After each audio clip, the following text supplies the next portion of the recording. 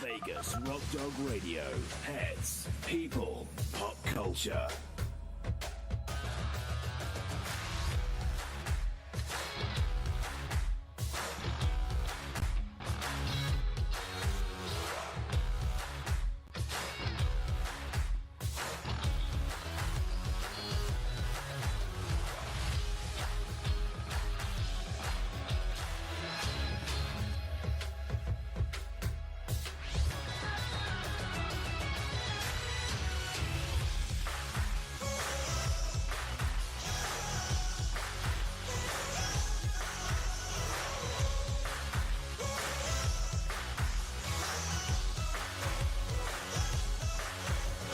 Bring on the host, Sam, the queen of rock and roll dogs.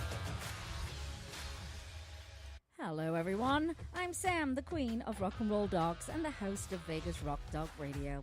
On today's show, I'm talking about how to make music and help animals with my guests Cassandra Kubinski and Tony Daniels. And there's a new app on the horizon called Sniff Spot. So I want to tell you about that too. So stay right there.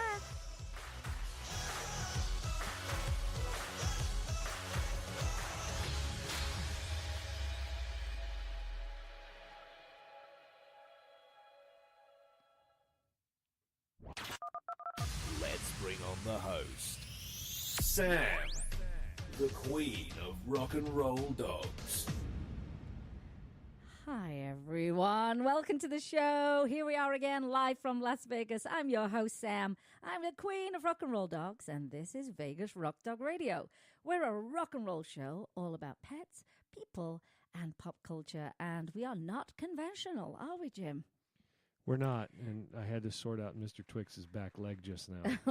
What's he doing? His pajamas were all tangled up. Oh, we'll have to tell you why he's in his pajamas, because you're thinking pajamas, Vegas, it's usually hot there. Well, actually, he's itching. That's what's going on. We're trying to pinpoint what triggered some itching for him this week. And so he's got pajamas on so that he doesn't chew his legs off. And he's staring me down right now. Oh, he's giving me some side eye there, Jim. Some shade. I'm getting a little bit of shade from Mr. Twix. Actually, it's not hot right now in Vegas. It's actually, well, for us, it's cold. What was it today? 40 degrees? Yeah, it was about 35 when I got up for a walk today. We're such babies. We're such babies. But yeah, it's not normally like this for this long, but the dogs love it. Oh my gosh, the dogs love those cooler temperatures. Because there comes to be a time in Vegas when you just can't leave your house at all, can you, Jim? And it makes it really difficult to keep your dogs entertained because it's just, they can't walk on the pavement. And even if you wore boots, it's just too hot. It's just brutal, isn't it, Jim, at times? So we need to thoroughly enjoy these walks. I love it, though. The hotter, the better. I'm good. I know. I flipped. I've got to the point where I just not into it. Two bottles of Gatorade and a bicycle, and you're get good out to to go. the middle of nowhere and leave me be.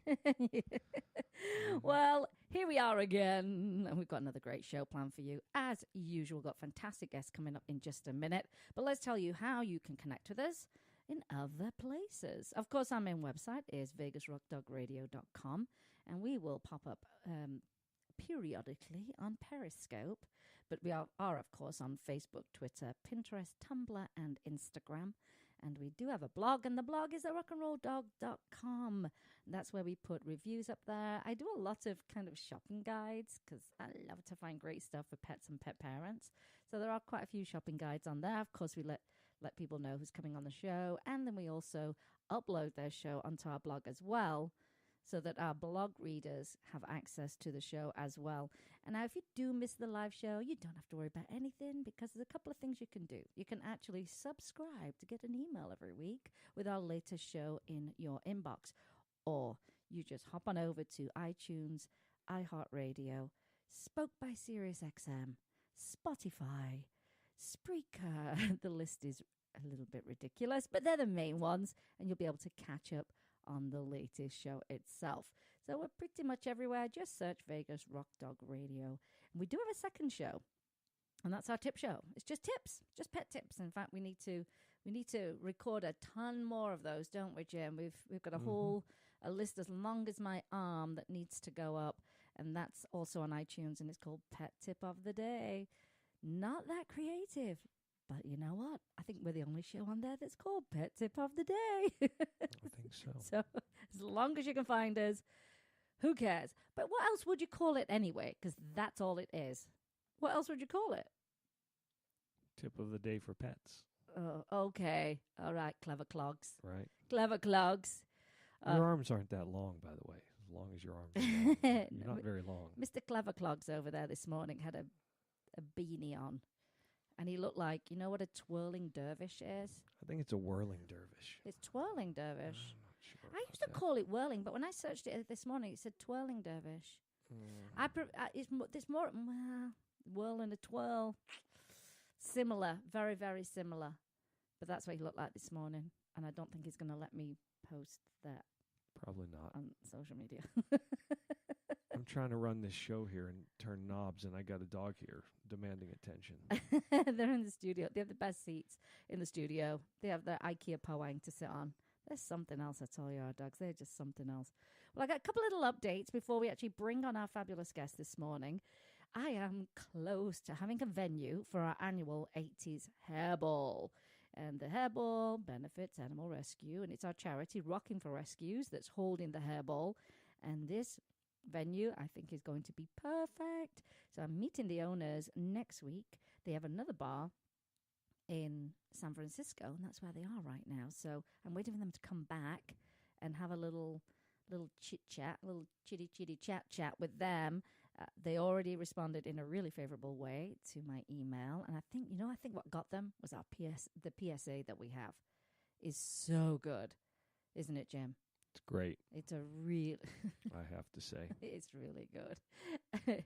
And I think that's what really got them. So I think it's important, though, when you're actually... Because basically you're pitching yourself for a venue or whatever it is. I mean, you've got to give a complete picture of what it is that you're doing. So I sent everything over for them to peruse over.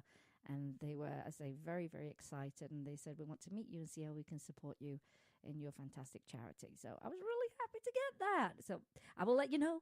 Hopefully next week I will be able to make an announcement. Now, the date is either going to be the end of March or it's going to be the second week in April, because we've got a couple of things going on. We need to work around them.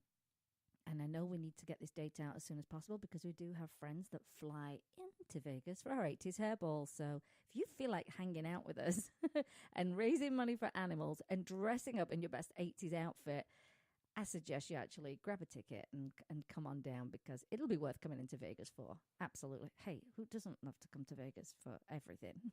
It's the place to be. So I will let you know next week on that.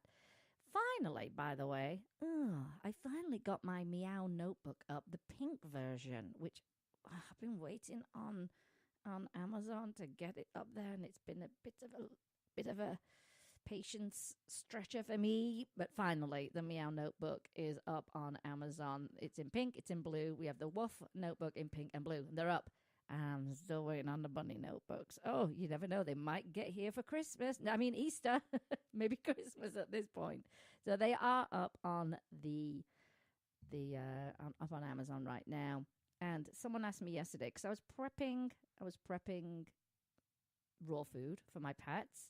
And I posted a picture of the base mix that I make with all the fresh veg and eggs, liver. Oh, it's gross. What else is in there?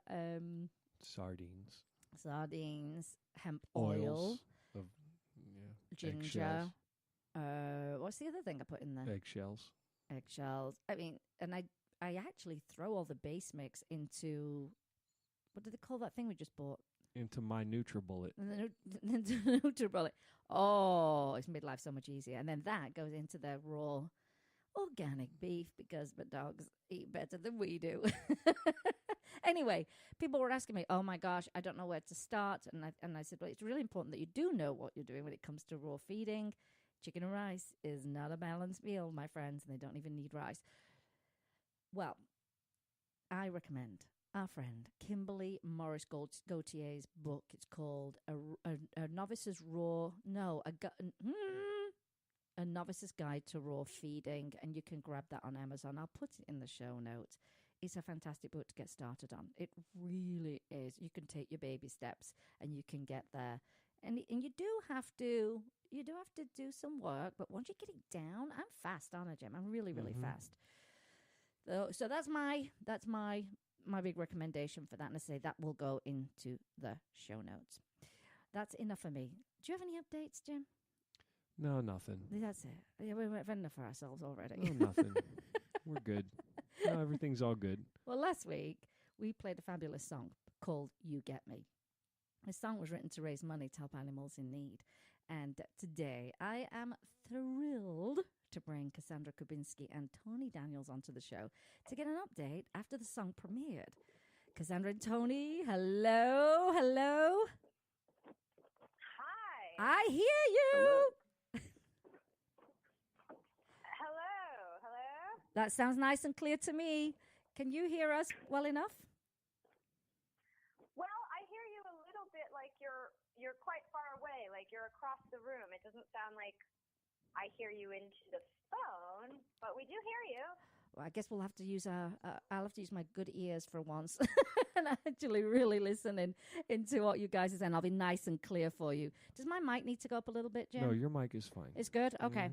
Right, so oh my gosh, where do we even start? I mean, premiere is a big thing in itself, and I'm sure the past week has been very, very exciting for you guys. How has it been? Have you been busy? Have you been fielding lots of, people wanting to connect and know more about what you're doing? We have, yeah. So the first week, of course, we had the live version of the song played on your show last week. So you were one of the very first people to be sharing the song once it had come out last Friday. Woohoo! And since then, I know we're very grateful. Thank you for that. And since then, yeah, we've had quite a bit of action this week. We had a pretty big feature from iHeartDogs.com who shared the video.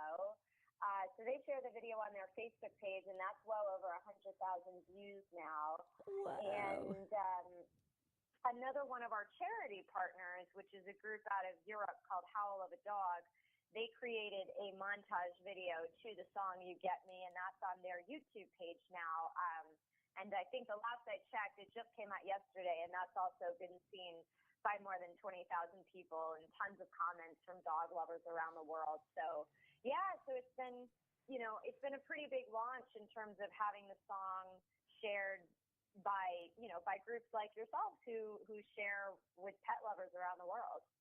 Well, I think the song, like I was saying last week, it connects with a lot of people because it's a very upbeat, bright song, and I think that's what's really nice about it. It's not depressing in any way, shape, or form. So instantly, people will listen to it, and I think it's a universal message. You get me. I get to be myself. You get to be yourself. We got this perfect little relationship, and I think everyone can connect with that quite easily. Don't you think? I think so, and I think Tony and I wrote the song together and produced it together, but Tony is really responsible for that, that wonderful sunshiny sound, and I don't think we really knew what we were creating, but we've had a lot of people say that a lot of songs that are created for pet rescue or about helping dogs are kind of like depressing songs, so it's nice to have a happy and sunshiny song that just celebrates the love between people and pets. So, Tony, do you want to say anything about the production of the song and, the choices we made there? Well, I think part of it was so easy and quick because I just started laying down some guitar ideas, and right away Cassandra, boom, had lyrics down, and like literally the song wrote itself. And how long, Cass? Like minutes? Oh my gosh! Oh yeah, that's amazing. It was very, very quick. I would say, probably inside of an hour, we had, we had the whole idea, and we had recorded a scratch track, like just the original idea for it. So it was really quick. Well, I think when it's a topic you love, and it's a passion, I'm sure it flows a lot easier. instead of having to write about something that you're not that passionate about. I just would imagine that would flow. But in minutes, that's amazing. But it's not like you're not professionals, because I was looking through your websites. It's ridiculous. It's ridiculous what you've done in the music world, in the voiceover world. Oh my gosh, Tony, that was whoa. I started going back. I'm like, this guy's he's like a rock star in voiceover. So this is not new to you guys at all, is it? Producing music, commercials and stuff for TV. No, and Cassandra has this natural tendency to just be able to create on the spot. Same with me. I mean, it's part of what I think we both grew up doing, and being actors and being musicians and writers really helps each other out in the creative sense. Absolutely. I totally get that. And I think when you've got a passion and, like you say, you've got the expertise, all that comes together at the right moment, and then you get this amazing song called You Get Me. And we're talking about songs that, like you say, can be depressing. Look how many songs have been ruined because they've used a really great song in a commercial on TV. And you know which one I'm talking about. Is that awful? Mm-hmm. Which one is it? Everybody goes, la, la, la, la, la, when it comes on the TV because they can't take it. And I go, you ruined it's a great song, but ooh, you ruined a good song because no one wants to listen to it. So I do love the fact that it's really, really bright. And Cassandra, I have to tell you this.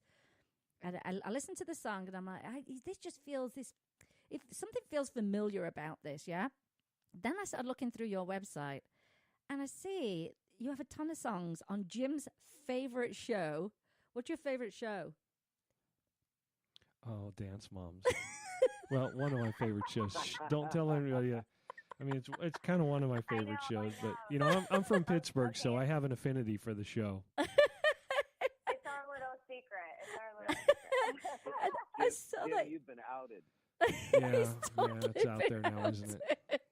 But you know what, Cassandra, did you write the songs for the show, or did they pick up your songs for the show?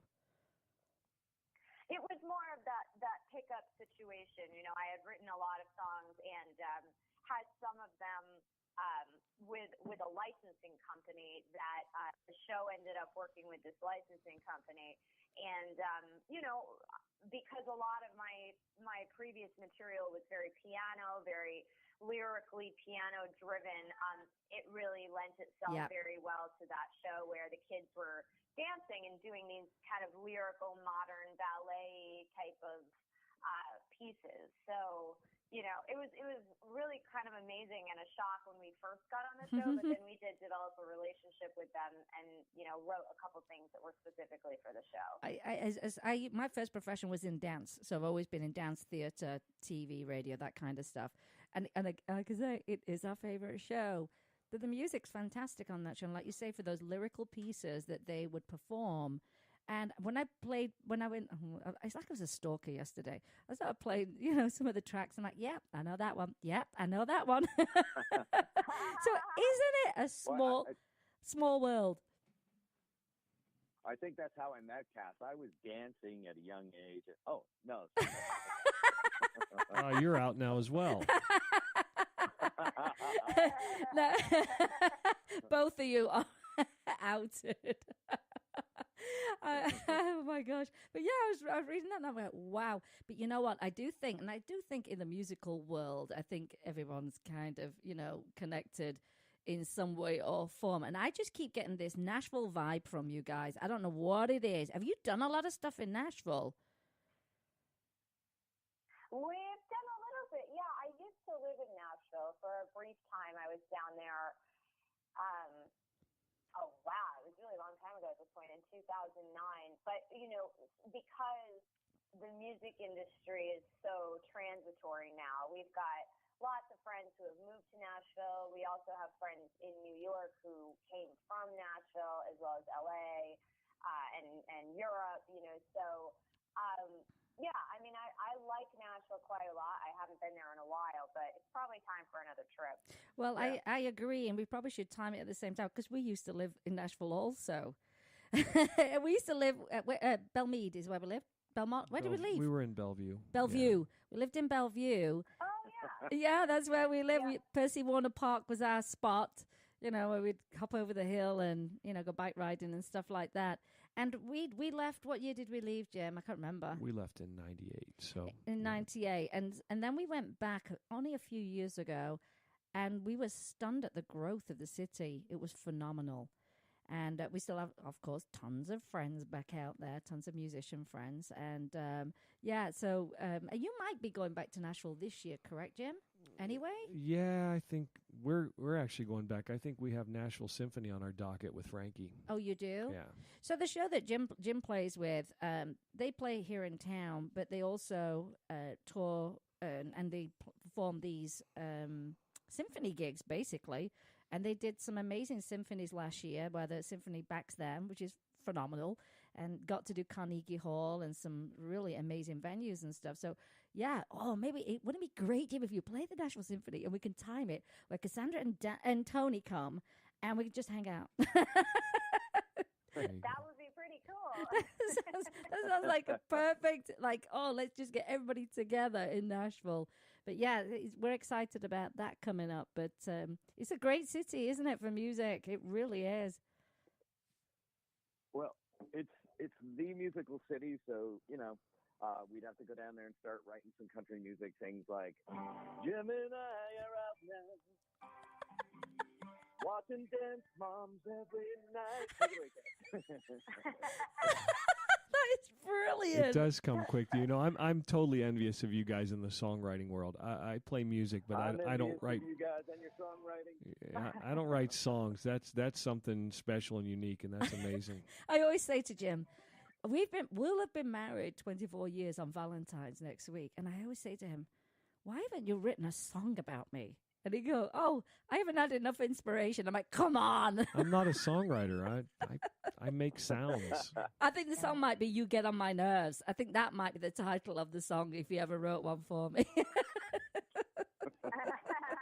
It could be a country song, though. Because, they're not that conventional. They're not that conventional, are they, country songs?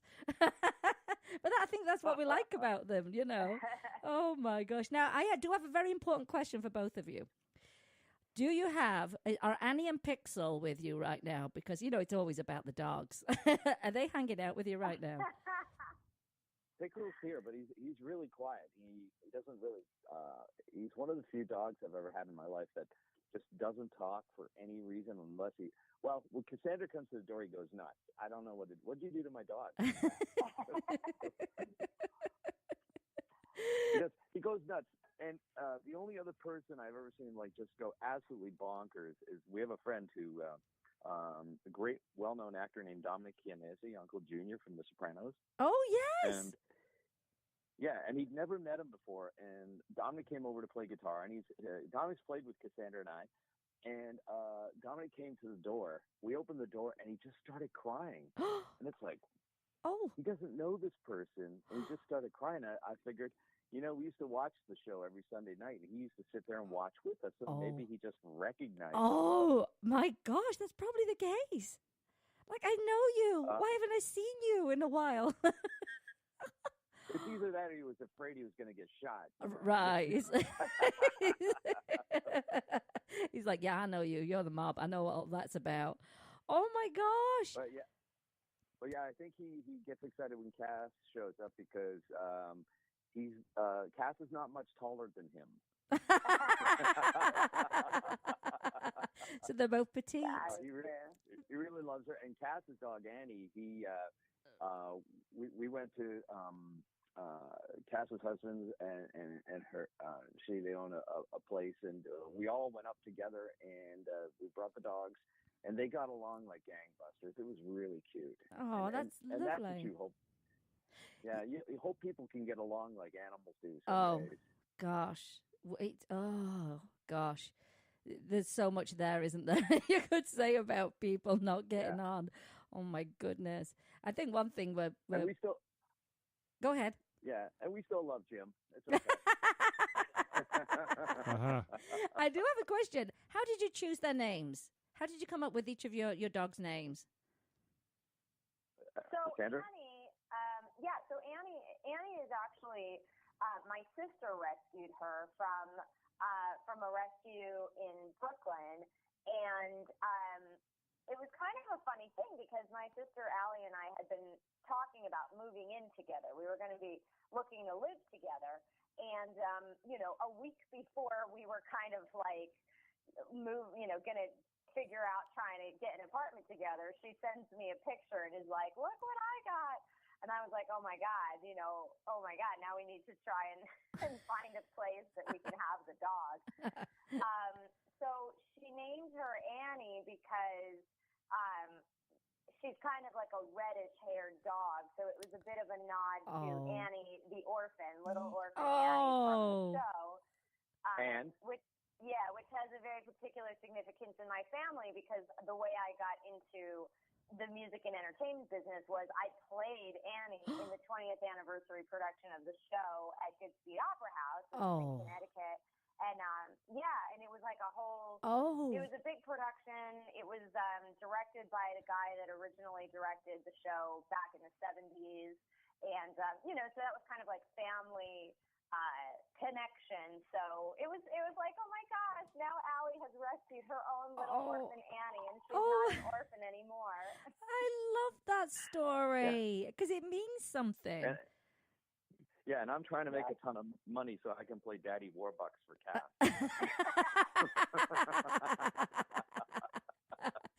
Yeah, you need to get on with that.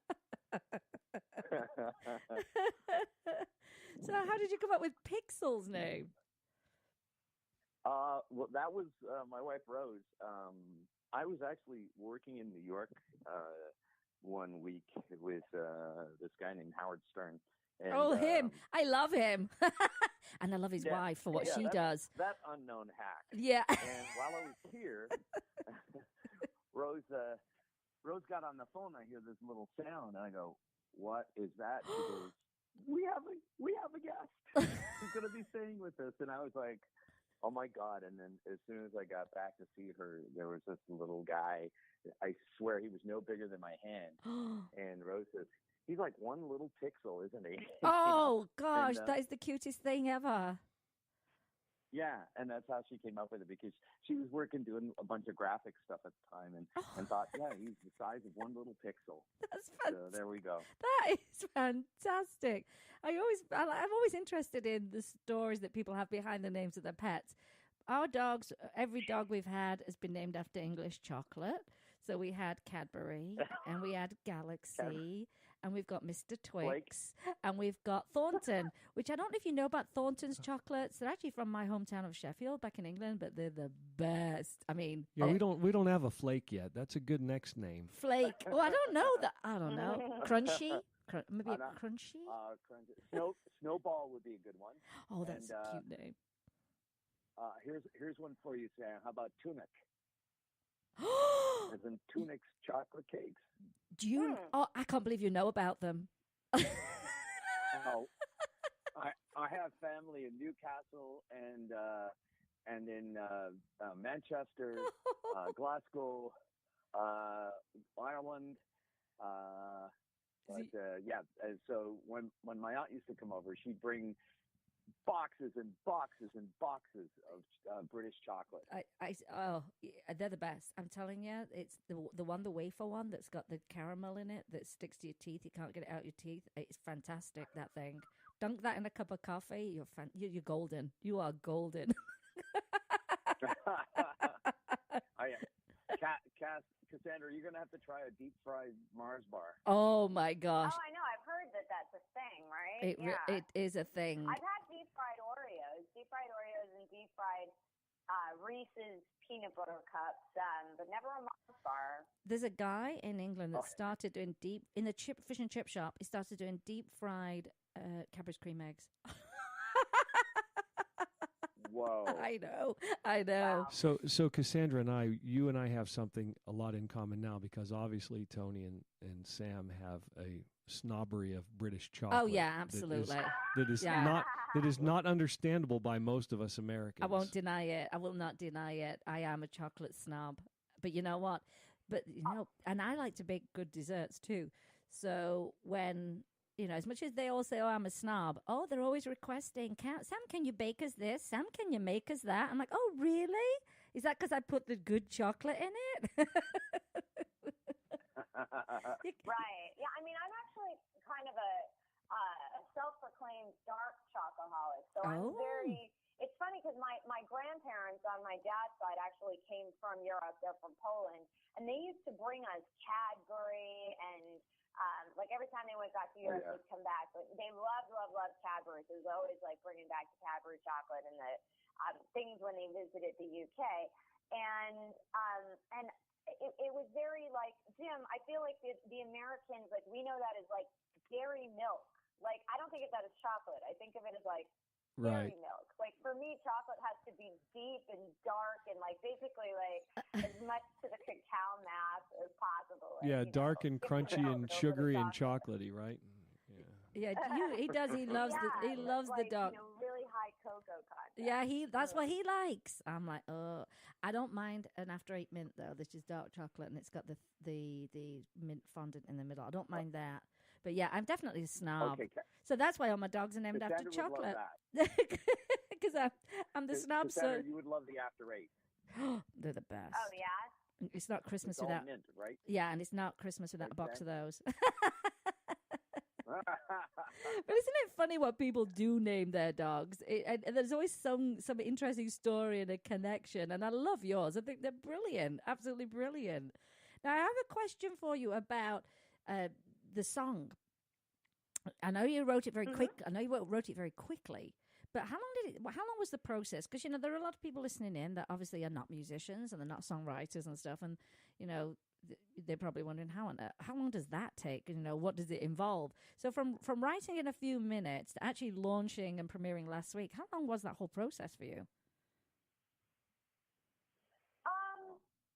Well, I mean, for You Get Me, I think the process on that particular song was it was a really different process than I tend to take on a lot of my songs because we knew that it was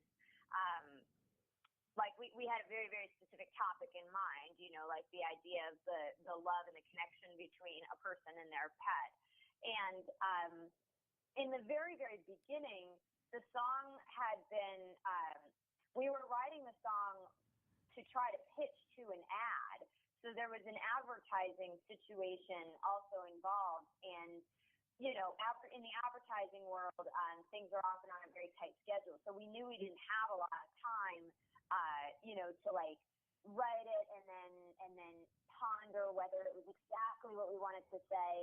And to be honest, a lot of times in those situations, I think that writers get more interesting stuff. Like when you don't allow yourself to slow down and think and belabor the process, and you just have to go with your gut instincts and trust yourself. Yeah. I sometimes think that what you get as a writer is more genuine. So like we were just totally working off the feeling, like what is that feeling of joy and delight when you think of your pet, when you see your pet, when your pet sees you? What is that spark of, just giddiness and goodness? Yeah. And then like, okay, like what's coming to mind? What do we have to say about that? So the approach, lyrically was very like just anything that comes to mind, put it on the page, and then very quickly look and see, okay, do we have common themes here? Do we have lines that rhyme? Oh, cool, we can move this line over here. So it was a kind of a rapid fire process like that, and we weren't taking it too seriously, which in the end I think was good. You're right, yeah. I think you're right, though. I think with a lot of, especially with creative people, there is that tendency to make it perfect and overwork it sometimes, isn't there? And I see that a lot with all kinds of people that we know, where sometimes it's like, get it done. Because it may not ever get done, And so I love the fact that, like you say, you just kind of like, we didn't have a lot of time and it was really kind of organic and it's what came out of us, and we put it together and made this great song. And it's just something that's just, I like it because it's just universal. Everyone can listen to it and go, yeah, that's me. That song is about me. That's about me and my dog or my cat or whatever, And I think I love that. So what was the next step after you said, okay, we're happy with this. where did you go with it next? Well, we're really as a team looking at that right now, because I think, for You Get Me, our intention with this is truly to have this be an evergreen, ongoing project that raises money and awareness for pet rescue and adoption. So we've got these groups that we're working with at the outset, Howl of a Dog, which we talked about their video that people can see on YouTube. Helping Lost Pets is another one of our partner groups across North America. And in New York, locally, we're going to be working with the Humane Society of New York, which is actually another Annie connection from my past. Oh, wow. With the Sandy dog, with the guy that trains the Sandy dog, who is connected there. So these are our initial partners, and we want to see how this song does, how the video does in these first few weeks, with people actually purchasing it, which makes the biggest difference. Yeah. People actually going to their favorite iTunes or Spotify or Amazon, wherever you get music, and downloading the You Get Me EP, because we'll be contributing some of the sales of that to these groups. But after that, we have plans for expanding on this project, as well as planning what releases are coming next. We've been writing. Tony and I have been in the studio producing some new music with our friend Chris, who's an engineer for Ed Sheeran, as well as a lot of other very big artists. Nice. So the artist development process is happening now in terms of what we want to put out next. And the best thing to do is just follow us on Facebook or Instagram or Spotify, and you'll get to see everything that's coming out next. Well, I totally see this going beyond this one song. I absolutely see that, where the next song comes out and how that helps, and it just keeps that awareness, visible. And it's not just a one and done kind of thing. And like you say, continual downloads is always going to make a difference. And I think that's the beauty of it. And I think you've made it very easy as well for people to purchase the song. It's like wherever you buy your music from, you can find us, and it's quite easy. And I think that's for me, I find that to be one of the best things you can possibly do, is make it easy for people to give you their money so we can help these animals. And I think that's exactly what you've done. But I definitely see this being this, I see an evergreen project that won't fade away. It'll always be there. People will always be finding it, and people will get on board and share it. And that's why we're really glad to be a part of it, because animal rescue is a huge part of what we do. Our charity, Rocking for Rescues, currently supports 30 rescues in town. So although we don't have rescue animals, what we do is we fundraise every day of the year. And it's a lot of work, but we pay for medical, we pay for food, we work with all kinds of companies that will donate stuff. And there's always someone at my house showing up for something that I've got for them, And so we know how important it is. I mean, that money you raise goes so quick. You get a surgery comes in, and you're like, okay, that was $3,500. That's gone. So these rescues just constantly need this money that comes in, and I think everybody has a different. You will find in rescue a lot. The people are like, well, I'm in the trenches, so what we do is way more important. But in all honesty, anything that anyone does for animal rescue, whether it's you write a song and a portion of that goes to animal rescue, or like we do, we fundraise all year, they're all really important pieces of the jigsaw puzzle that all have to come together, because they're all needed. And so I do love what you're doing, and people love to be entertained, and they love to see videos of dogs, and they love a nice, bright, cheerful song that they can relate to. So, this is... Well, you're both great singer. You're a great singer and great musician. Yeah. I love the sound of the record. It's really killer. Yeah, it really, it's an amazing song. Thanks. And we're going to play it Thank you again. so We're much. definitely going to play it again on the show today, because we need to get that word out as much as we can. Now, we're going to wrap up, but I just have one last question for each of you. And that is, if you could choose one word to express what your dog means to you, what would it be? Oh boy. Right. Oh, wow. There's a lot. I know, I'm like, one word. Oh my God.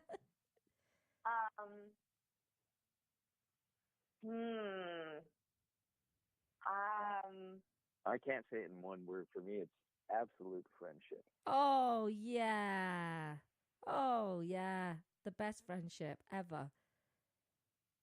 Yeah, like he never complains when I play the wrong chord when we're playing live. That's a friend. I'm telling you, that is a real friend.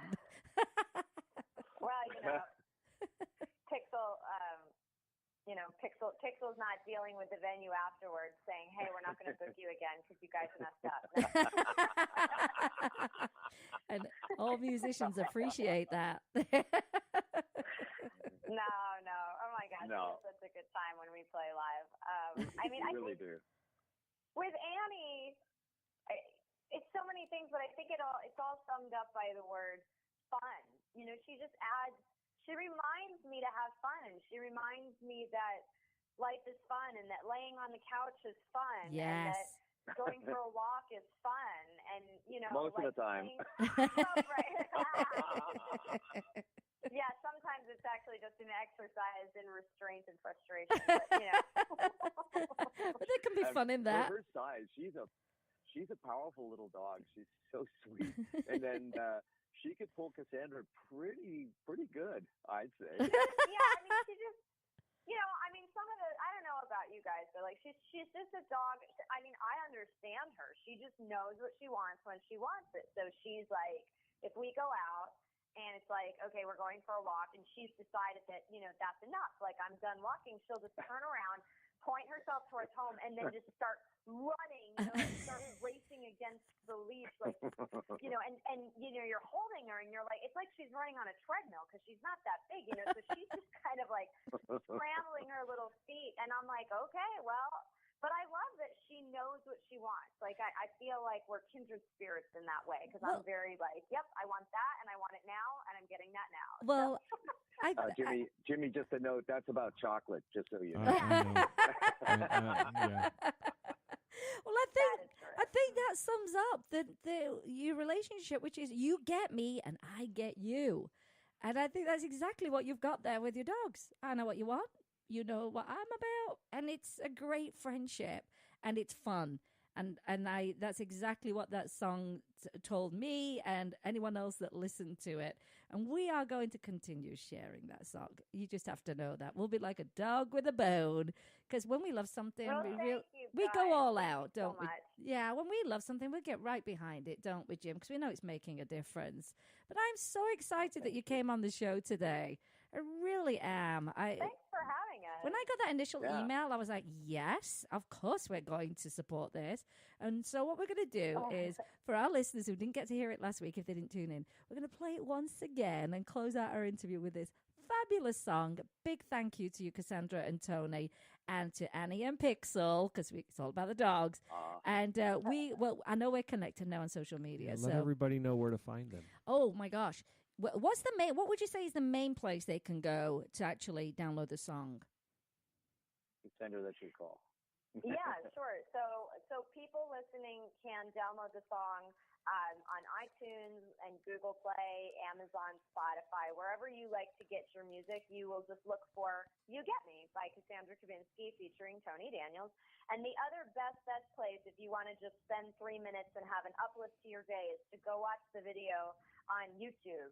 If you look for "You Get Me" by Cassandra Kubinski on YouTube, you'll find our video, and it's just chock full of rescue dogs and other rescued pets as well. Well, we're going to share it, of course. It's going to be in our show notes as well. And last week what I did is I uploaded the song just independently on our archives as well, with a link directly to it as well. So they didn't have to search through the whole show to listen to the song. It's right there for them. And we'll keep that up. And that'll be evergreen content as well, so that we're doing our part to support everything that you're doing as well. But it's been a great interview. I have to tell you, it's been really fun. Thank you guys for having us. This has been just a treat to get to chat with you. And, again, just big thanks for supporting the song. You are so welcome. So let's play "You Get Me." Thanks so much, guys. Bye. Bye. Bye, Jimmy. Bye,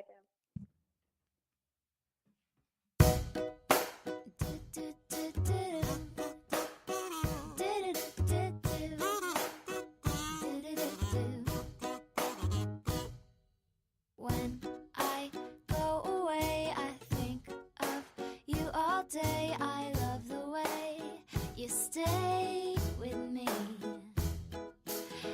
Life's hard on your own, but I am not alone. When I get home, you run to me, and I hold you, and you hold me, and the whole world gets easy. Oh, I'm just trying to be myself in this crazy world. And oh, yeah, you get me like no one else in this crazy world. You get me, ooh, you get me when no one else will let me be. You get me. No stress, no demands, just lying hand in hand. You'll always stand right by my side. Left, right, up and down. I know you're sticking around, journeying together on this ride, where I hold you and you hold me. I love you and you love me. Oh, I'm just trying to be myself in this crazy world. And oh, yeah, you get me like no one else in this crazy world. You get me, ooh, you get me when no one else will let me be. You get me, you get me.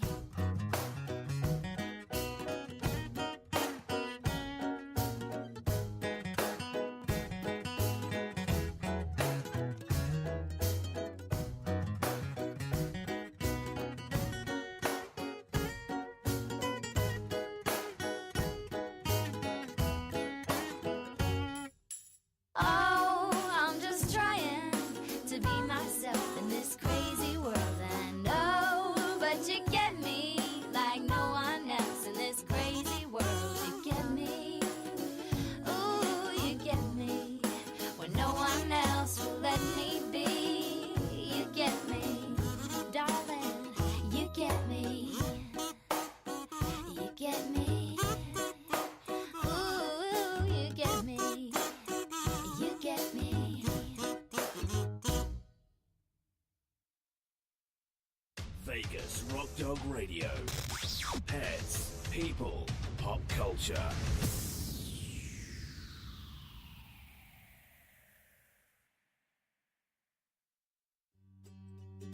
Pet Scene Magazine is dedicated to Las Vegas pets and the people who love them. It's a source of news and information for pet lovers, as well as offering valuable coupons and specials on pet products and services.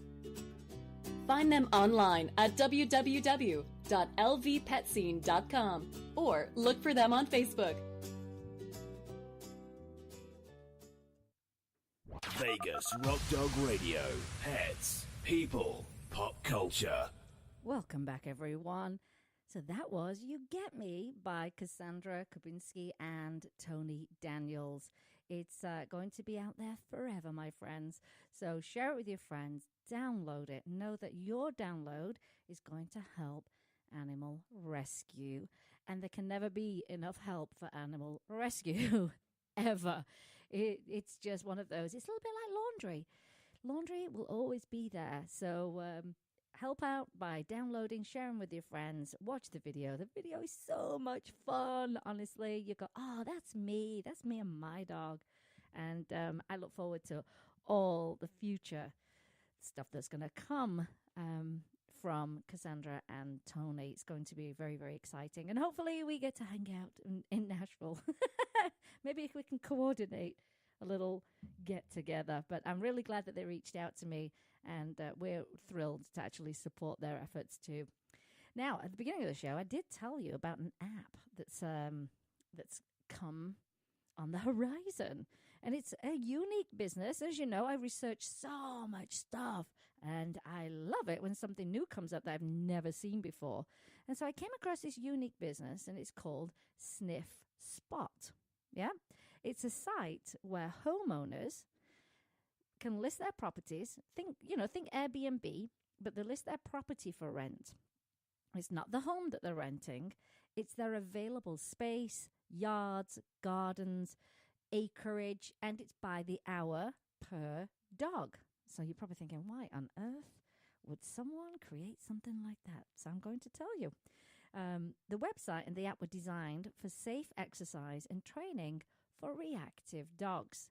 So it enables your dog to get the exercise they need in a safe, private area. I know lots of people that would really like this service. You know, if you've got a dog that you feel is reactive and it stresses you out to try and even go to the dog park, this is a great solution, and some other ideas I have with it as well as I was reading along. Now, with Sniff Spot, you can book a space that's private, and I say it's a safe place to play and train. It's perfect if you don't like dog parks, and it's a way you can socialize your pup in a much more controlled environment. I'm that person. I do not like the dog park. I feel like too much can happen. And it does happen. I mean, it does happen. And you've got pet parents who are not paying attention. They're on their phones. It can be very, very stressful, actually. It can be very, very stressful. So I see this being such a great bonus for those kind of people who, one, have a dog that could be reactive and they need to do some training and have kind of a quiet space. They don't have that at home. Maybe they live in an apartment, so it's a little bit difficult. Or I see, like group things happening with a couple of dogs. I think it's a really great idea. And there's also that benefit of enrichment. Sometimes like you're in a high-rise apartment, how much enrichment are you getting? You just run downstairs so your dog can have a wee-wee and then bring them back. But they get a chance to explore new areas and smells. And as you know, that's a really important part of a dog's mental health. I can hear Mr. Twix. I think he's agreeing in the background. And that is an important part of your dog's mental health. And on top of that, they also help animal rescues by encouraging the property owners to donate their fees to animals in need. I love that. We all love a company that gives back. I actually see another great use for this, and that's for people who are traveling in RVs, like our friends right now. They're traveling in it is a Rockstar tour bus, and it's nicknamed the Bark Bus because they've got 4 dogs. And some places just don't have fenced-in dog areas, and they just want their dogs to stretch their legs out and run and have fun. And she's got 4 dogs. So, that can be really, really difficult. I mean, they had a situation last week where the tour bus had to be towed, and then all of a sudden they found themselves with 4 dogs. Oh, my gosh, no hotel is taking us with 4 dogs. And so I see that being just such a great option for people that are traveling. I was really, really impressed. I shared it with a few friends already, and they said, oh, we love this, in particular with our friends who are traveling in their RVs. And it seems to be a thing right now. We've got lots of friends buying these Rockstar tour buses. Where's mine, Jim? Where's my Rockstar tour bus? You'll have to go out and make $1 million because I don't know where it is. I'm wondering where mine is. Oh, but I'm going to tell you something about the Rockstar tour bus in a second when I wrap this thing up. As I said, they encourage people that rent their space out to help animal rescue by donating their fees. I love that. Totally love that. And they do have an app, and that app always makes things so much easier. And the app is for finding and using these off-leash areas that are listed by locals, and you can download that to your iPhone, your iPad, your Android phone. Now, you're probably wondering, how does this work? How on earth does this whole thing work? Now, from someone who's got space available, they can make money with the listing that they have on the app itself. So you can make money while meeting dogs. And the benefits of hosting dogs are you meet and have fun with dogs. You earn passive income. You supplement and expand your pet sitting or walking businesses. That's a great bonus. It's free to list with no obligation. That's a great plus, and anyone can do it. And they list anything from private yards, businesses, churches, farms, and empty lots. I've seen quite a few farms on there where I've got quite a few acres. I love it. Now, I know that you'll probably also be asking, is it safe to use? And of course, they've built this into the whole business model, and they say it's very safe to use, especially compared to public dog parks. They provide a number of security features that are standard in the industry and used by companies such as Airbnb and Uber. All users are verified via credit card and fraud checks. We also require for all dogs to have current vaccinations and flea prevention, and dogs that are flagged as aggressive are reviewed and may be banned. Okay, I'd be curious actually to know how they review that, because I'm all about assessment and that kind of stuff. But I'm really curious about that. Lastly, we provide coverage in case a property is damaged. I know lots of people would be wanting to know about that. And however, they said they've never had a claim on this damage coverage ever. Now, I've got an example here of a listing, and it says fencing. This is what I love. I do like this, Jim. They'll tell you how high the fence is. So you've got big dogs, or you've got jumpers, or you've got runners. They'll tell you the fencing height at its lowest point is 5 feet on this particular one. It's fully fenced in. Yes, Jim? Oh, I can't hear you. There you It go. doesn't matter what a dog fence should be. Out here, we should do it to coyote height. Well, yeah, you need at least 5 foot. Well, most people who live here do have 7 that. or 8. Yeah, they're jumpers, those. Woohoo! And they also list whether there are other dogs present at the property itself or any other domestic animal, if there are people present, if there's a private entry into the place. And some listings, they'll prefer to meet you the first time that you come in, and then you're good to go after that. Now, this particular one was $12 per dog per hour. Thought it was great to get your own little private space. Now, David Adams, he's the founder of Sniff Spot, and like many pet services and products, it's born out of his own personal experience of not being close to a dog park and also having an experience where his dog was bitten in a dog park, which is enough to make anyone not want to return to a dog park. That's me. I still get like a flashback almost of walking down my street when we were attacked by 2 dogs, and our 2 dogs were, I think I ended up worse. Well, me and Galaxy, she got bitten, and my knee, I think, felt like it was busted into a million pieces. And I had to keep saying to the people that live there, promise me this will never happen again. I have to walk by your house every day with my dogs, and I'm just really scared that it's going to happen again. And even though they've left and someone else has moved in, I still have that weird feeling. So I totally get that. You go to a dog park, your dog gets bitten, you're like, yeah, don't like dog parks. But what's my alternative if you want your dogs to stretch out and run and have fun? And this is just perfect. So I want to thank David for coming up with this unique solution. And a big hello, because I know he's listening to the show today. And I also want to say that by the way, David, I saw you chatting with my friend Kimberly Morris Gaultier. We love her. We already mentioned her at the top of the show. And it's, again, the animal world, the music world is a very small world, isn't it, Jim?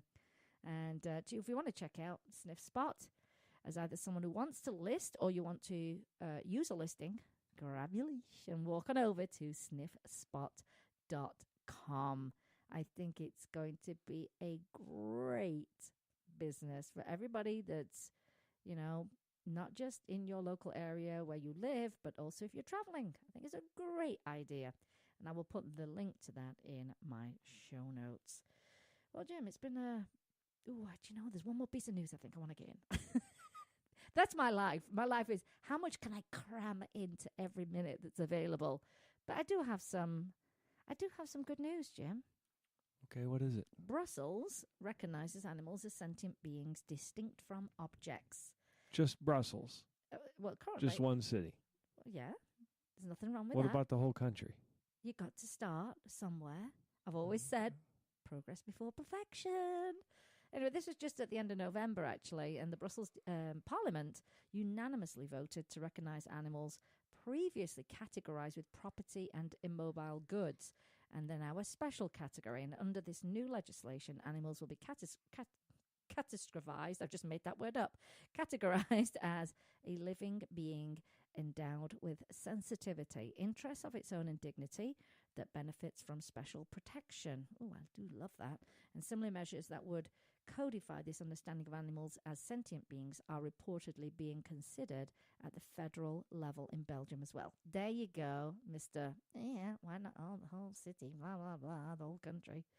According to the Brussels Secretary of State in charge of animal welfare, Bianca de Baets, the ultimate aim is for animals to benefit finally from the legal status that corresponds to their biological nature. I'm loving her. Gonna have to tell you that. I'm loving Bianca right now. And Brussels is not alone in amending its law to recognise animals as more than things or mere property. In 2015, France, New Zealand and Quebec similarly amended their laws to recognise animals as sentient beings.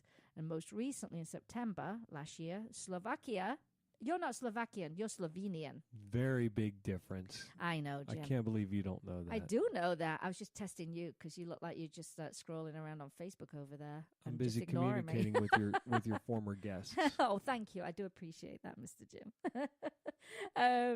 So where was I going? Oh, Slovakia updated the definition of animals in its civil code to reflect that they are living beings, not things. And the Slovak Spectator reports that under the new definition, animals will enjoy special status and value as living creatures that are able to perceive the world with their own senses. Oh my gosh, this is so great. They get it.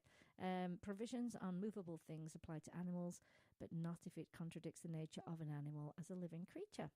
Now, several countries have also included provisions related to animal sentience, dignity, and protection in their constitutions, and most recently in Austria and Egypt. And I picked up this great piece of news from my friends over at the Animal Legal Defense Fund. And it's great news. But in the US, animals are classified as property and for the most part considered to be objects under the law. However, some state legislators have addressed animal sentience. For example, as a result of legislation that the Animal Legal Defense Fund helped draft and pass in 2013, Oregon law recognizes that animals are sentient beings capable of experiencing pain, stress, and fear. And what effects these laws will have on everyday practices or enforcement remains to be seen, but they are undoubtedly a step in the right direction and a signal of growing awareness that the law of antiquated in many cases when it comes to conception of animals.